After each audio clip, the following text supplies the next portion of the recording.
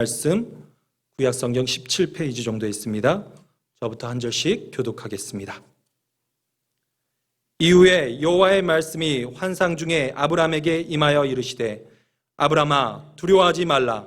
나는 내 방패요 너의 지극히 큰 상급이니라.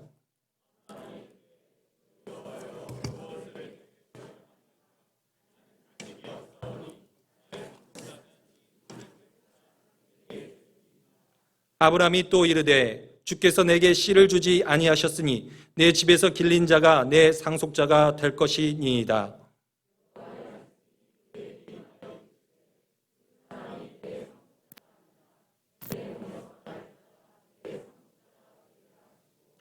그를 이끌고 밖으로 나가 이르시되 하늘을 우러러 무뼈를 셀 수 있나 보라. 또 그에게 이르시되 내 자손이 이와 같으리라.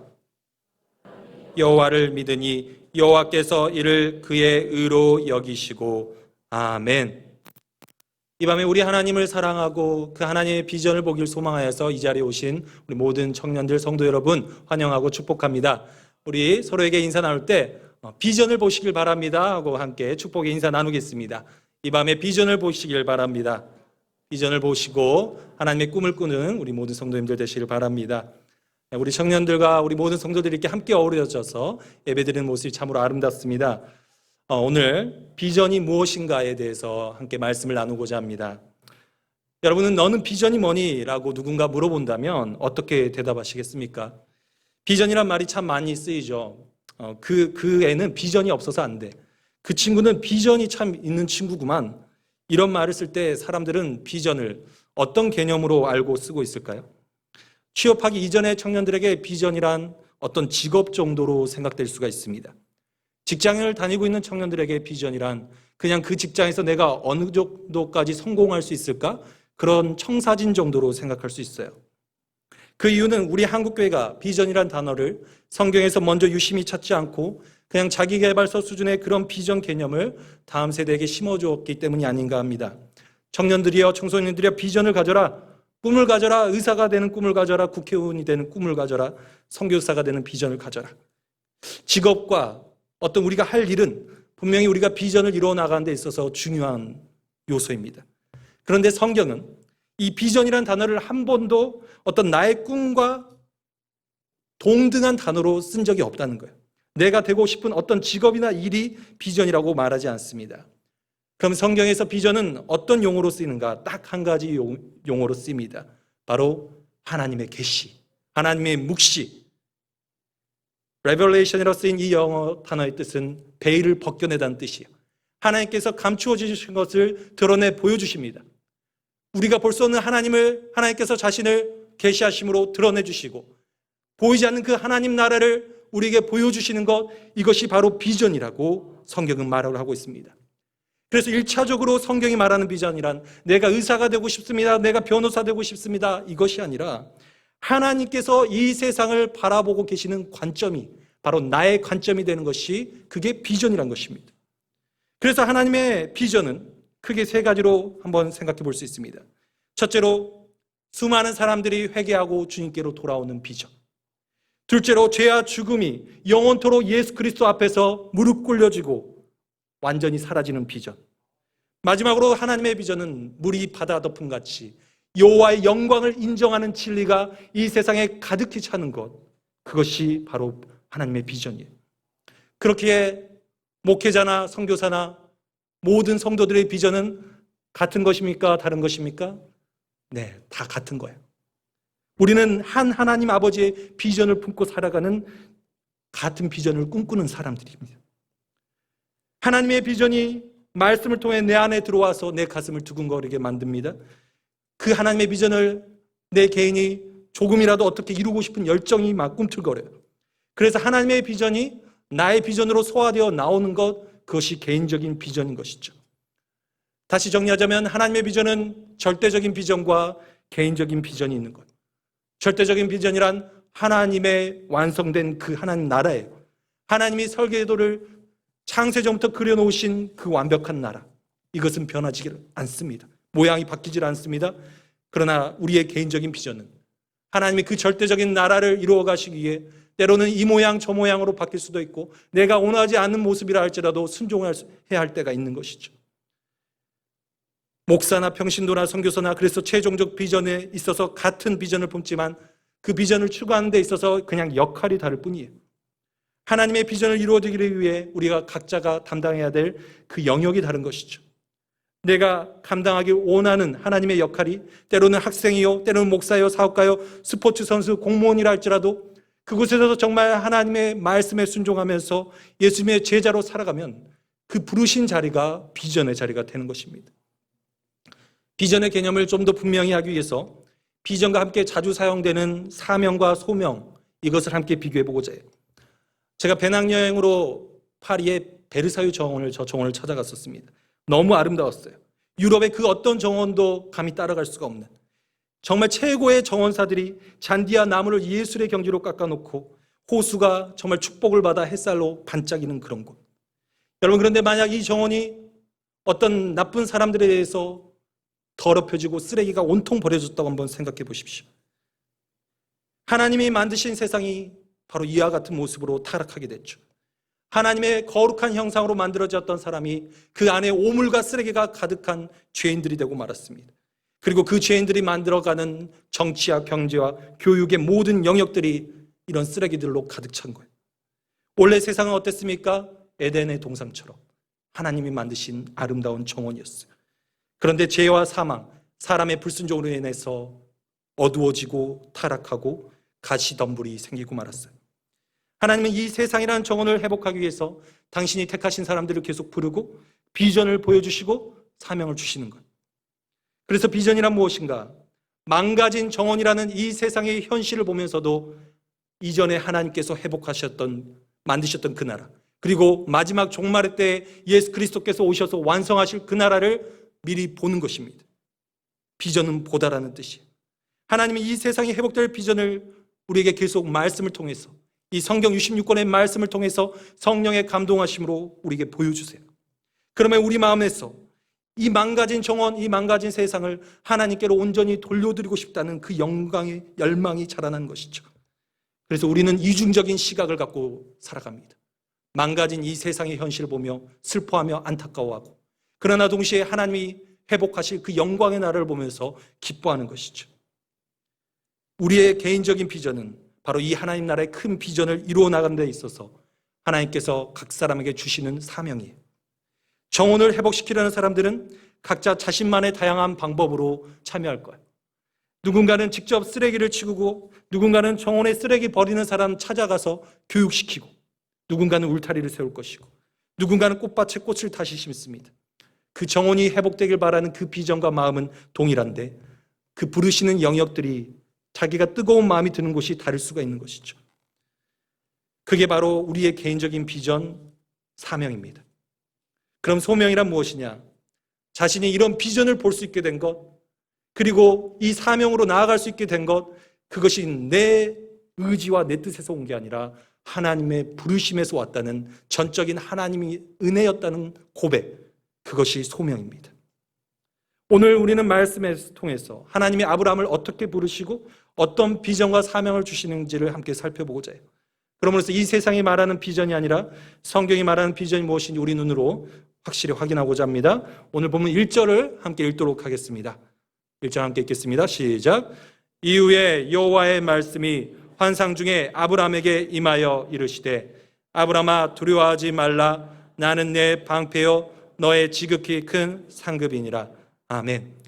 여기서 우리가 주목해야 될 것은 하나님의 말씀과 하나님의 비전이 아브라함에게 함께 임했다는 거예요. 환상이 바로 비전입니다. 말씀과 비전, 이것은 뗄래야 뗄 수가 없는 거예요. 비전이 곧 하나님의 말씀이기 때문에. 성경에 나오는 비전의 사람들, 그들은 모두 무엇을 비전으로 받았습니까? 하나님의 계시, 하나님의 말씀을 비전으로 보았던 사람들이었어요. 선지자들, 여러분 선지서를 한번 다 살펴보십시오. 맨 앞장에 무엇이 나오느냐? 선지자들이 하나님의 계시, 하나님의 묵시, 하나님의 비전을 봤다는 것이 반드시 나옵니다. 이사야서 1장 1절을 보시면 아모스의 아들 이사야가 무엇을 보느냐? 유다와 예루살렘에 관하여 본 계시를 봅니다. 계시, 그 비전을 보는 거예요. 이사야가 선지자로서 자신의 개인적인 비전과 사명을 어떻게 감당할 수 있었을까요? 3년 동안 벌거벗은 채로 치욕을 당하면서 말씀을 전하는 일을 맡았는데 그가 어떻게 그 험난한 사명을 잘 감당할 수 있었는가? 그는 유다와 예루살렘에 대한 계시, 하나님의 비전을 보았기 때문에 지금 당장은 심판인 것처럼 보이지만 하나님께서 예루살렘을 영광스럽게 회복시킬 그 비전을 그는 보았던 것입니다. 그래서 이사야는 그 계시를 대충 훑어본 것이 아닙니다. 우리가 그냥 성경을 대충 보듯이 마음에 전혀 감동 없이 보는 것처럼 본 것이 아니라 그는 그 비전을 자신의 마음에 철필로 쓴 것처럼 정말 뜨겁게 보았던 거예요. 그리고 그것을 써내려갈 정도로 그에게 그 말씀이, 그 비전이 각인되었던 것이죠. 우리는 성경들을 통해서 성경적 비전에 대해 이렇게 정의내립니다. 비전이란 하나님의 말씀이다. 어찌 보면 너무나 당연한 말입니다.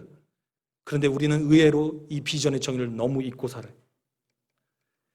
얼른 비전을 찾아야 돼.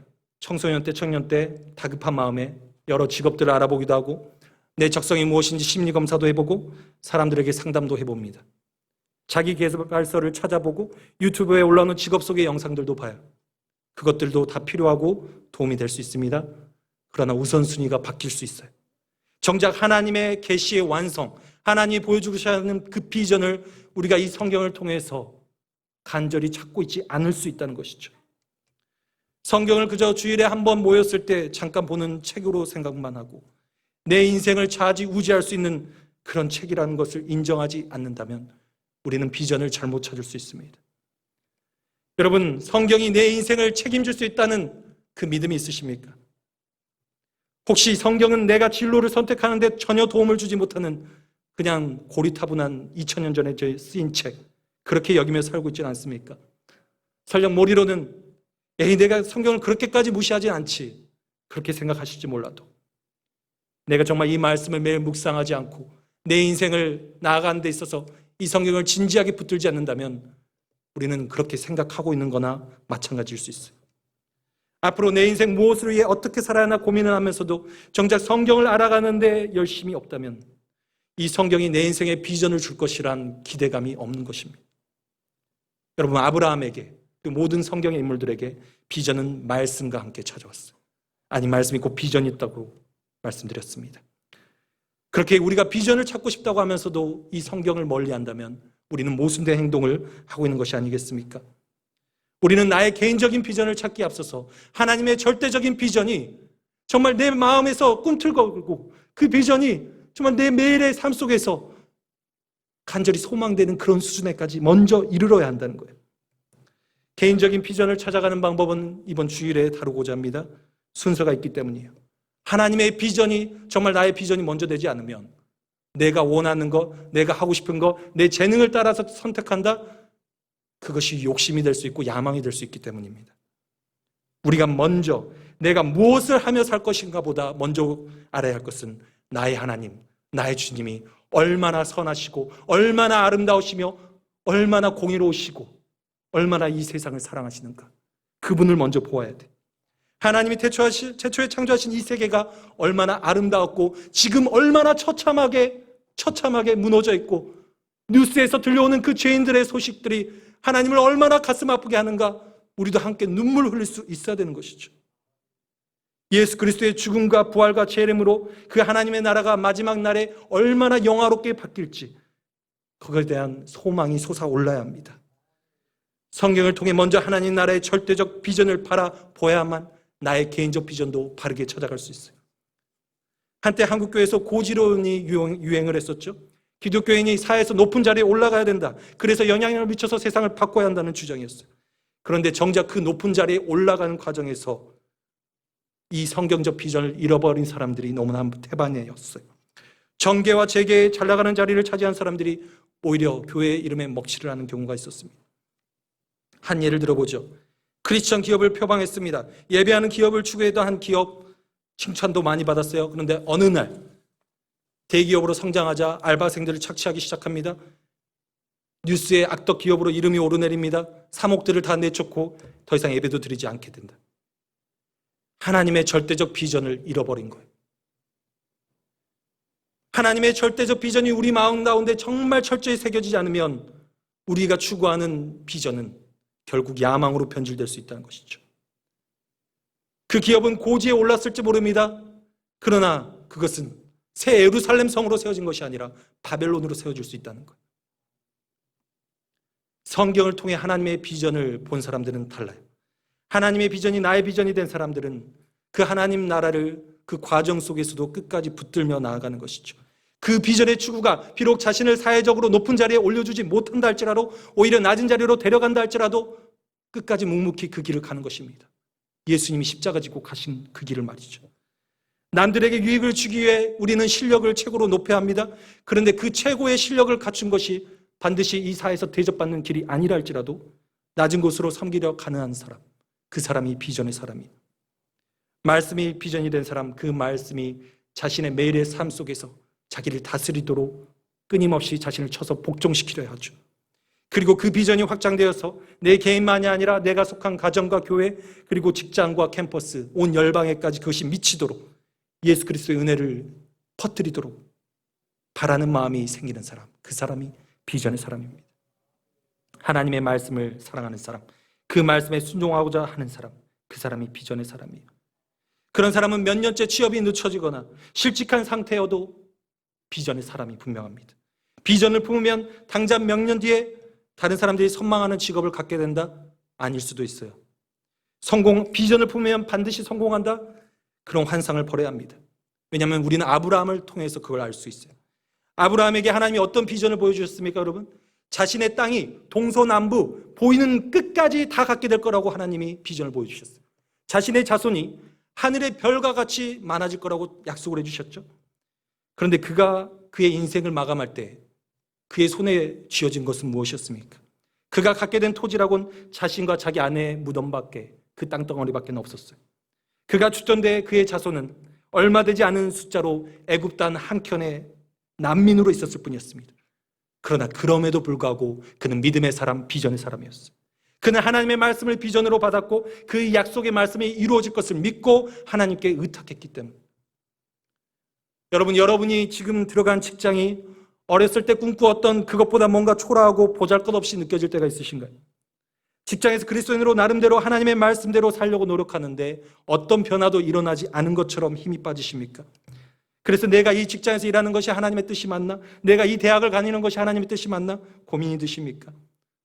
여러분의 가정을, 여러분의 자녀들을 위해 놓고 기도하면서 이 가정이 믿음의 가정이 되길 기도하면서 바랬는데 너무 더디게 느껴지시나요?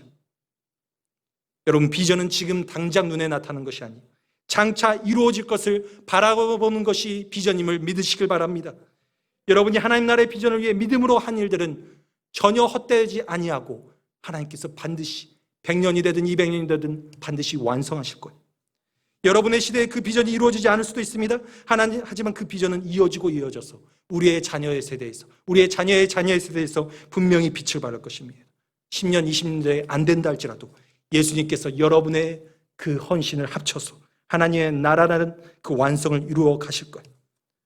그때 여러분이 수고한 것들은 지금 당장은 아브라함이 이룬 것처럼 한 줌의 작은 땅처럼 보일지라도 하나님 나라의 집으로 쌓아 올려져서 아름답게 세워질 것입니다. 오늘 본문에서 하나님이 아브라함에게 보여주신 그 비전을 함께 보고자 합니다. 그 비전은 무수한 별들의 무리, 은하수였습니다. 오늘 본문 5절과 6절 함께 읽도록 하겠습니다. 시작.